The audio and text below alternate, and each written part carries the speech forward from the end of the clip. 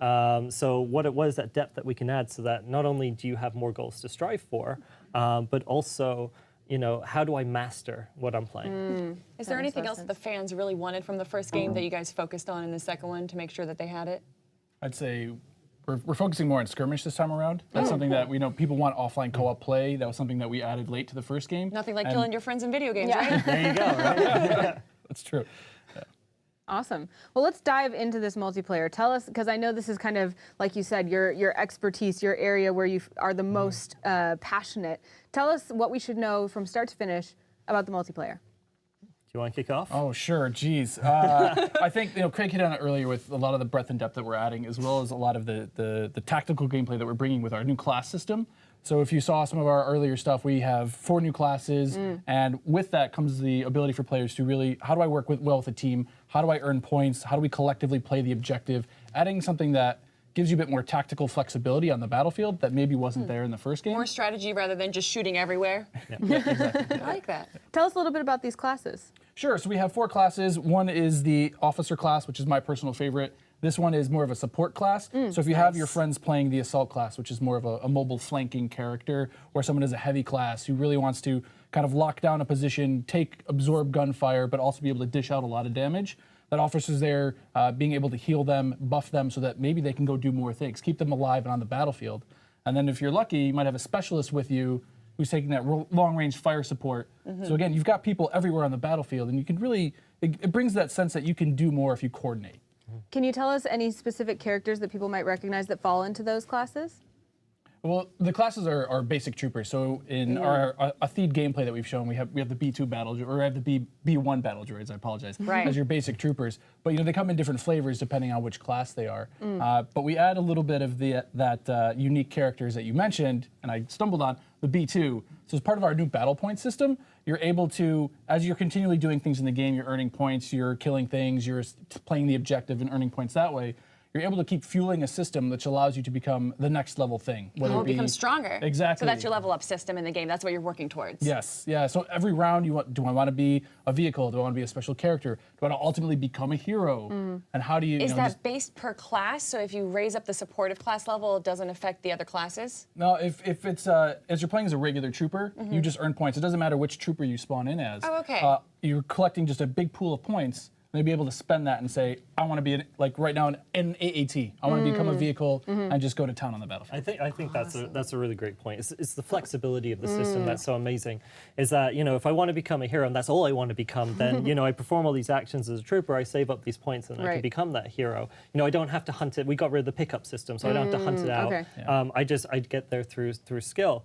But maybe I don't want to be a hero just yet, or actually maybe I'm a better pilot. So I'm then going to spend a smaller number of points, become an N1 starfighter pilot or something like that.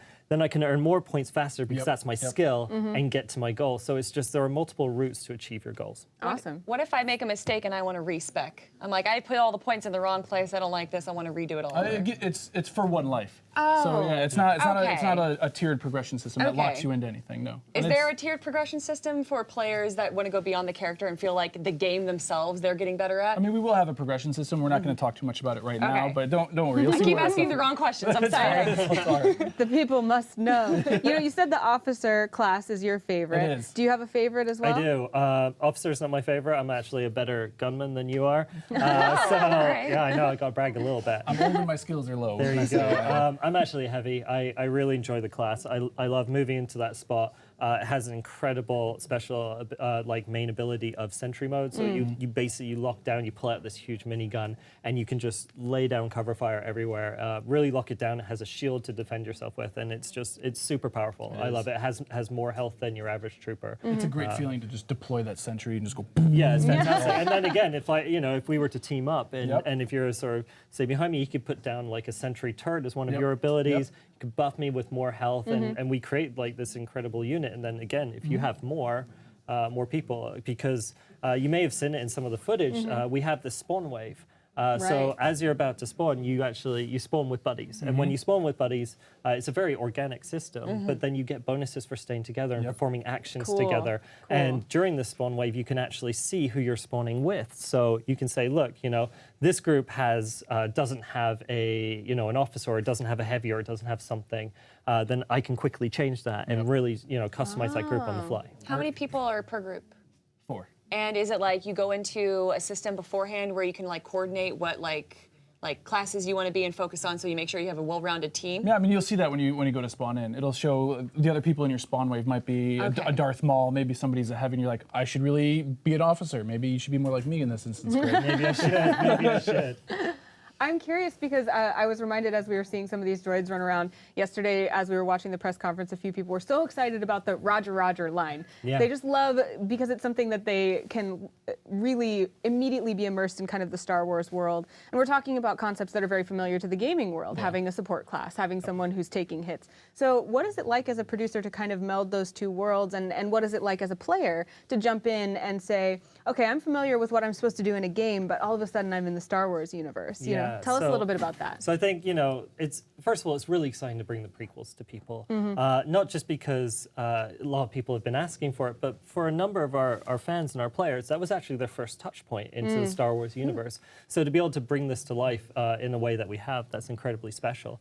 The other thing that we've managed to do, which through the talent of our art team and our art directors and all of our artists, it's actually incredible, is when you think about Rogue One, the movie, and how it felt familiar. It felt like the old original trilogy movies, but it was very much revamped and brought into a modern day. That's exactly what we're doing with this game. We're basically bringing everything into the modern day. We're making it look super sleek and making it feel cohesive. And it's just an incredible, talented team that we work with to be able to pull off such an amazing experience. Yeah. Are there any recognizable locations or planets that we haven't seen in the trailer that we are going to go to? Absolutely. Yeah. Can you say? Is there... We can't say it just yet. I know. Okay, I'm I know. sorry. I just won't ask any more questions. It's fine.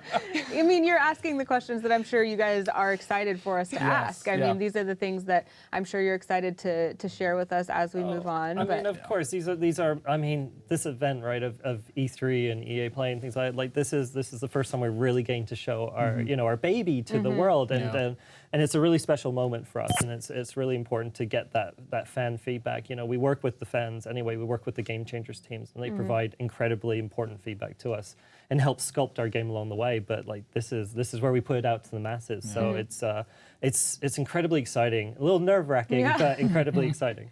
Totally.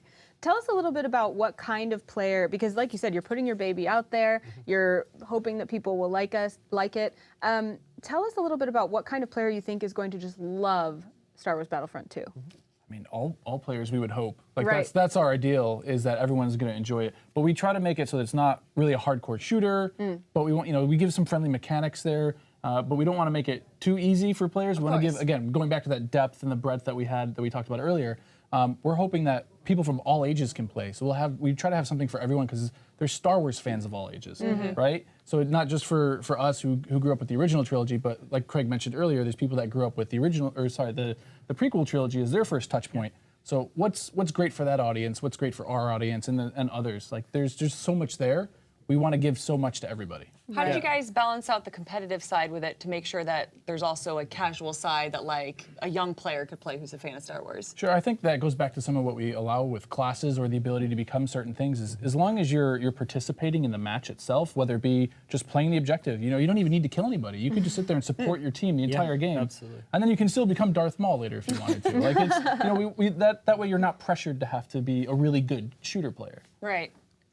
Tell us a little bit about what we're looking at here, because we are actually in game, if I'm not mistaken. So where are we and what's going on? Sure.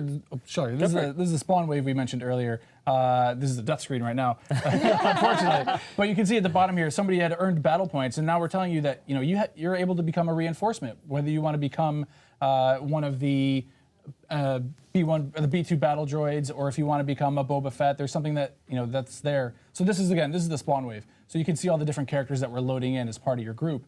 So if you stick nearby them, you're going to be earning extra points the whole way, helping fuel your journey, your hero's journey up to the next, what is the next thing I'm going to become, and then what is the next thing after that I'm going to become. What would you say the standard length of this mode is? So this mode is round about 20 minutes or so. Cool. So it might vary a little bit from planet to planet, because one of the things that we're really trying to do with this is we're trying to invoke the fantasy of the planet. Yeah. So if you think back to the first Battlefront, most people, when you ask them what was your favorite map or mode, they say, look, it was Walkers on Hoth. Right. Why was it that? Well, you know, it was a great game mode, but it was because you finally got the chance to really step on Hoth and really experience what it would be like to be in that battle. So what we've tried to do here is, you know, what is it for Naboo? What is it for Theed? Well, it's really about this invasion. And so as you go from planet to planet within this new Galactic Assault mode, we will be invoking that emotion